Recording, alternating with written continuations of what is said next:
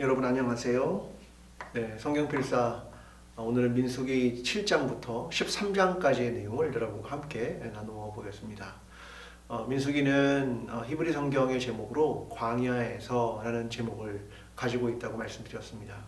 광야에서의 삶이 이제 본격적으로 진행이 되고 있는 모습을 오늘 다루게 될 텐데요. 특별히 출애굽한 지 1년이 지났을 때의 일로부터 시작한다라고 이해하면 좋을 것 같습니다. 이스라엘의 달력은 이제 새로 쓰여지는데요. 어디를 원년으로 하냐면 출애굽이라는 것을 원년으로 합니다. 그래서 그들이 이제 시내산에 도착해서 여러 가지 하나님의 법을 받고 또 제사장을 세우고 제사가 무엇인지를 배우게 되는, 그리고 성막을 완성하게 되는, 그것이 이제 한 해 동안 이루어진 일들이었습니다. 이제 이 일을 가지고 제사장을 세웠고 또 제사가 무엇인지 알았고 또 성막을 세웠기 때문에 그것을 이제 진행하게 되는 그런 내용들을 7장에서 먼저 다루고 있습니다. 오늘날로 말하면 이제 처음 시작하게 된 예배가 다시 이제 정상적으로 돌아가기 위해서 처음에 이제 진행되고 있는 그런 내용으로 이해하시면 좋을 것 같습니다. 각 지도자들은 이제 수레 하나에다가 두 지파들의 예물을 거기다 싣게 됩니다. 12개의 지파니까 6개의 수레를 이제 모은 것이고요. 거기에 예물을 싣게 됩니다. 그런데 이 수레가 6개다 보니까 이것을 이후에 레위인들이 사용하게 하거든요. 그러니까 레위인들이 이것을 쓰는데 레위인은 게르손, 고핫, 무라리 이렇게 3개의 커다란 가족들로 구성이 됩니다. 근데 이제 고핫은 어깨에 매는 일이기 때문에 수레가 필요 없고, 게르손이 2개, 그 다음에 무라리가 4개 이렇게 가지고 각자의 역할을 맡게 됩니다. 그들은 이제 12개의 지파들에서 나온 지도자들은 이제 봉헌을 하나님께 하게 되는데요. 모두가 그 지파의 규모에 관계없이 똑같은 양을 가지고 나옵니다. 130세겔의 은쟁반 하나, 70세겔의 은대야 하나, 2그릇에 담긴 곡물 제물들, 그리고 10세겔의 금접시 1개, 거기에 담은 향료, 번제를 위한 황소 하나, 염소 하나, 수장 하나, 속죄제물로 수염소, 화목제물로 황소 2, 또 수장 5, 수염소 5, 어린 순양 5, 이런 것들을 똑같이 가지고 옵니다. 여기서 우리가 중요한 원리가 하나 있죠. 예를 들면 이런 겁니다. 지파가 규모가 크다고 해서, 규모가 작다고 해서 하나님께 가지고 오는 헌신은 다르지 않았습니다. 똑같은 양으로 가지고 오게 됩니다. 그런데 이것을 나누어 줄 때는 다릅니다. 나누어 줄 때는 필요에 따라. 그래서 무라리가 수레 4을 받게 되고, 게르손은 2개를 받게 되고, 고핫은 어깨로 하는 일이기 때문에 받지 않게 됩니다. 우리의 헌신을 하나님께 똑같이 드릴지라도 그것은 필요한 사람들에게 필요한 만큼 나누어 주게 되는 것, 이것을 중요한 원리로 우리에게 이야기합니다. 자, 민수기 8장의 내용을 하겠습니다. 여기에 보면 등잔 때에 만든 것, 그 다음에 빛을 계속해서 비추는 것, 그 불을 꺼뜨리지 않는 것, 이런 것에 대한 이야기를 전반부에 해나가면서 우리가 성막 안의 유일한 빛인 이 등대의 불을 어떻게 지켜야 하고 꺼뜨리지 않아야 하는가, 이것에 대한 이야기를 들려주고 있습니다. 또 하나는 레위인의 성별과 사역인데요. 그들을 성별합니다. 먼저 그들에게 성수를 뿌리고 전신에 털을 면도하고 옷을 빨고 또 황소 하나와 밀가루 기름에 섞은 곡물을, 속죄제 어린 황소를 드리는 예식을 행합니다. 중요한 것은 10절에 나와 있는데요. 이스라엘 모든 자손이 나와서 레위인에게 안수를 합니다. 이 안수라는 건 전가하는 거지 않습니까? 예를 들면 제주가 와서 동물에게 안수를 하고 제사를 드리는 거하고 똑같은 상황이죠. 원래 레위인들은 이스라엘 백성의 첫 번째를 대신하는 사람입니다. 그러니까 이스라엘 백성 전체를 대신하는 거죠. 그러니까 그들이 안수를 하게 됩니다. 이 안수란 우리는 마치 위에 있는 사람이 안수한다 이런 개념이라고 생각했지만, 사실 초대교회도 안디옥 교회에서 선교사를 파송할 때 바나바와 바울을 파송하죠. 그때 누가 안수하냐면 온 회중이, 모든 교인들이 그들을 안수하여 보냈습니다. 왜요? 그들을 대신하여 파송을 했기 때문에 바로 그러한 개념으로 이해하는 게 좋습니다. 자, 레위인들은 어떤 자들이냐면 맡겨진 자들, 그들은 봉헌된 자들입니다. 그러니까 그들은 하나님이 그들에게 그걸 맡긴 겁니다. 성전을 위하여서 맡긴 거고, 그들은 또한 레위 자손들이 결국은 그 아론의 아들들, 그러니까 쉽게 말하면 제사장들을 위해서 그들은 시중을 들거나 또 일을 하는 사람들입니다. 이런 것들로 맡겨진 자들, 이게 봉헌된 자들, 그런 뜻이거든요. 그들은 하나님 앞에 그 일을 기꺼이 감당하는 그런 사람들이었습니다. 자기가 막 하고 싶어서 하는 일이 아니라 하나님이 그 일에 맡기셨기 때문에 그것을 순종하는 자들이었다는 겁니다. 보통 25세부터 50세까지라고 이야기하는데요. 25세부터 30세까지는 수습기간으로 보여지고 30세부터 50세까지 일을 했습니다. 그것은 그들이 육체적 노동을 해야 하는 나이였기 때문이라고 예측할 수 있습니다. 중요한 건 제사장이 높고 레위인이 낮다, 그런 개념이 아닙니다. 각자의 역할이 다르다. 성전 안에서 일하는 자와 성전 밖에서 일하는 자가 다르다라고 이해하는 것이 좋은 이해인 것 같습니다. 자, 민수기 9장으로 갑니다. 이때는 이제 6월절 지난 이후에 한 해가 지났죠. 그래서 처음으로 이제 6월절이라는 절기를 행하게 됩니다. 그날은 해방의 날이고 자유의 날이고 구원의 날이었죠. 이것을 이제 정월, 그러니까 첫 번째 달의 14일에 행하게 됩니다. 그런데 사람들이 질문한 거죠. 만약에 우리가 그때 시체를 만졌거나 그래서 부정하면 그날 우리가 6월절을 지킬 수 없고, 또 어떤 사람은 여행을 멀리 갔다면 지킬 수 없는데 우리는 정말 드리고 싶습니다. 그러면 어떻게 해야 됩니까? 라고 질문을 하게 됩니다. 그때 하나님은 그들에게 대답을 하죠. 그런 사람의 경우는 2월 14일에 6월절을 행하라, 이렇게 이야기합니다. 그러면서 타국인이든지 거류민이든지 똑같이 그것을 행하라, 그렇게 이야기하면서 모두에게 열어놓은 것, 하나님은 모두가 함께 그 절기를 지키기를 원하셨다라는 것으로 이해하는 것이 좋습니다. 하나님은 그런 것 같습니다. 야, 이거는 꼭 해. 그러니까 이거 벗어나면 큰일 나. 그렇게 얘기하지 않습니다. 또 다른 방법을 통해서 하나님의 구원의 계획은 모두가 결국은 거류민이든 타국인이든 그때 할 수 없는 피치 못할 사정이 있는 사람도 모두 함께 참여하기를 원하는 것이 하나님의 뜻이라는 거죠. 자, 그 다음의 이야기는 성막 위에 머무는 구름과 불이었습니다. 이 성막은 이 땅에 있는 재료들을 만들었고 사람의 손으로 만들었지만 결국은 하나님의 임재, 하나님의 영광이 머무는 것이었습니다. 성막 위에는 구름이 그리고 불이 머물러 있었단 말입니다.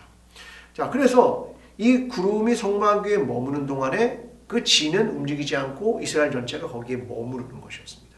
이게 떠오르면 진행이 시작되는 것이었습니다. 이게 뭐냐면 하나님이 그들을 이끌고 계신다, 하나님이 그들을 인도하신다라고 하는 개념입니다.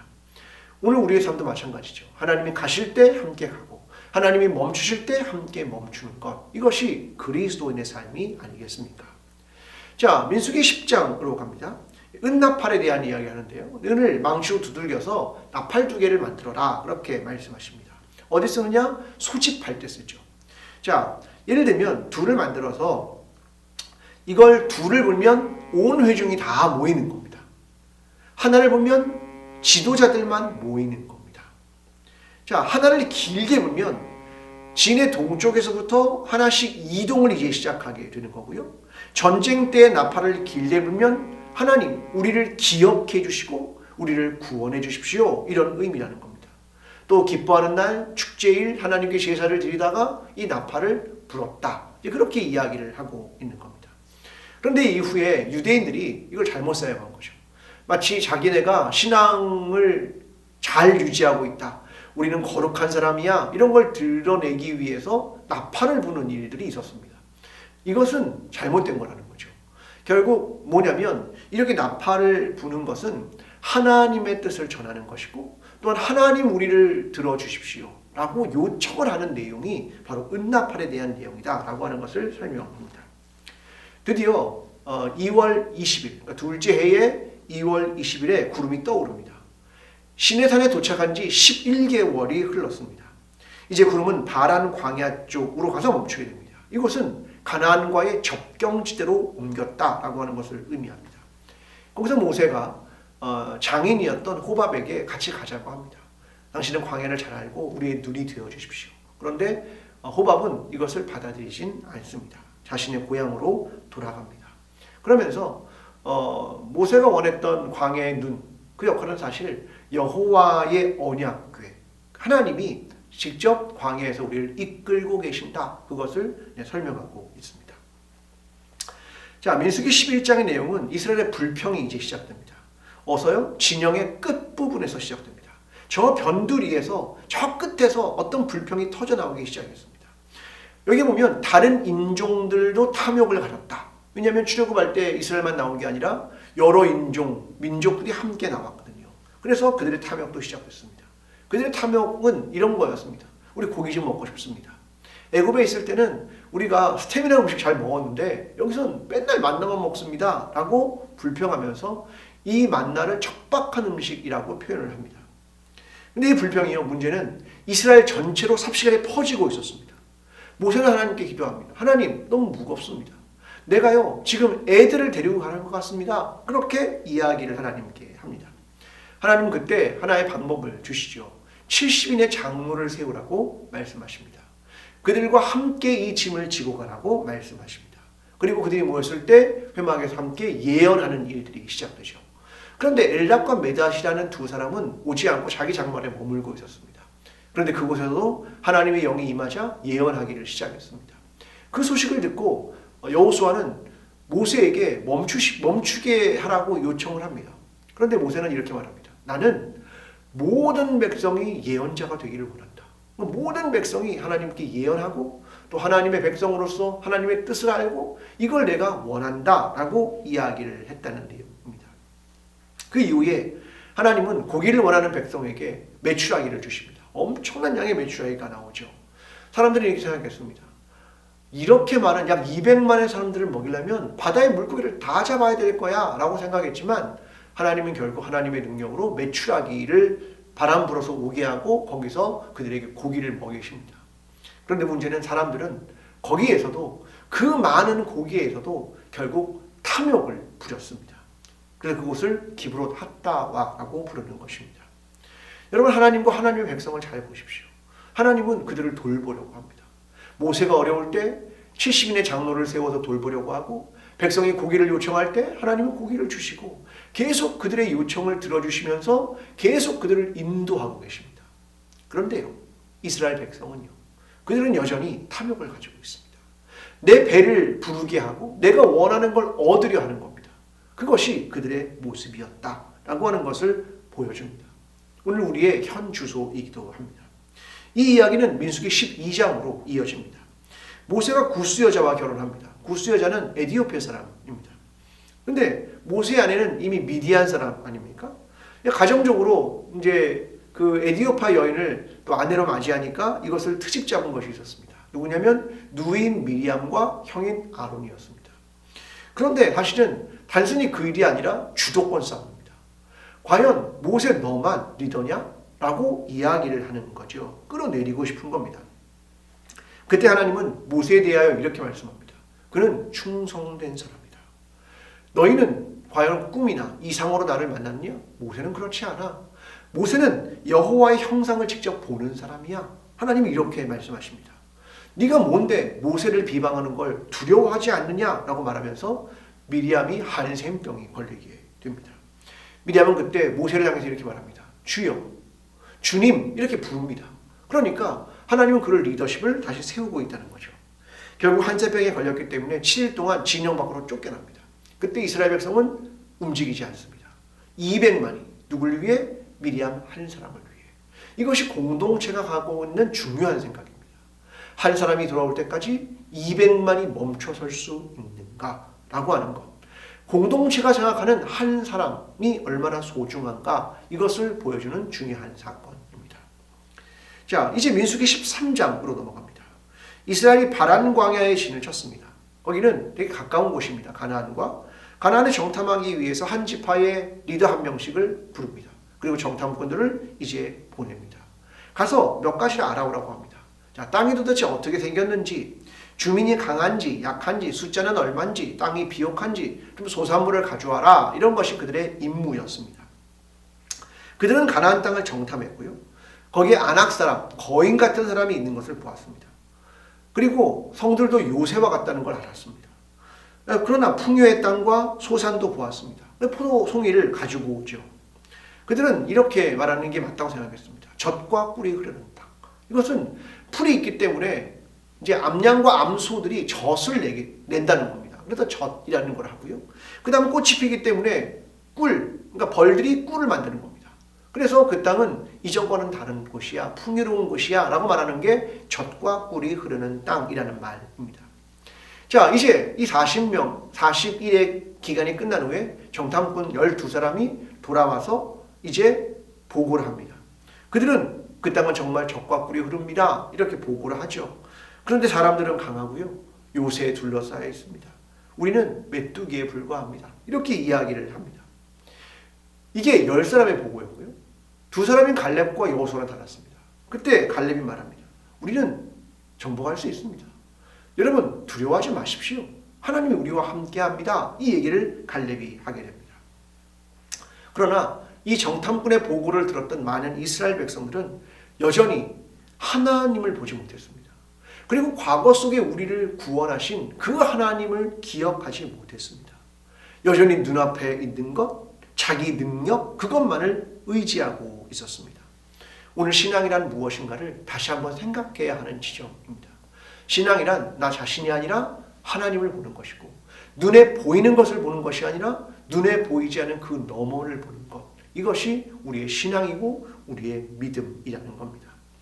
오늘 저와 여러분이 이제 민수기 13장까지의 내용을 봤지만 계속해서 이 광야에서의 이스라엘 백성을 보면서 과연 신앙이란 무엇일지, 하나님에 대해서 갖는 믿음이란 무엇인지, 하나님의 백성답게 사는 것은 무엇인지, 이것을 더 깊이 이해하고 우리가 함께 필사하면서 우리의 삶을 돌이켜보고 하나님께서 원하시는 약속의 땅 가나안을 향하여 오늘도 한 걸음 나아가는 저와 여러분의 삶이 되면 좋겠습니다. 이것으로 모든 강의를 마치겠습니다. 감사합니다.